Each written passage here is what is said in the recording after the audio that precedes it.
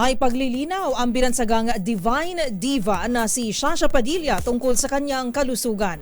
Matapos kasi ang kanyang operasyon sa Singapore, may lumabas umunang balita na mayroon siyang rare kidney disease, bagay na pinabulaanan ng veteran singer. Ang paliwanag ni Sasha Padilla tinutukan sa Showbiz Report na ito. Agad pinabulaanan ni Sasha Padilla ang kanya umanong pagkakaroon ng isang rare kidney disease. Ginawa ng singer-actress ang post kasabay ng health update na bumubuti na ang kanyang kalagayan matapos magpa-opera sa Singapore. Paglilinaw ng binansagang Divine Diva, sumailalim siya sa robotic left ureteric reimplantation and insertion of left DJ stent. At wala raw katotohanan ang nabasa nitong ulat tungkol sa kanya na mayroon umano itong di pangkaraniwang sakit sa bato. Magunita na unang ibinahagi ni Sasha ang kanyang ilang taong paikipaglaban sa sakit na UTI o urinary tract infection dulot ng pagkakaroon ng mega-ureter, kung saan higit anya sa normal na sukat ang kaliwang bahagi ng daluyan ng kanyang ihi mula kidney patungong pantog.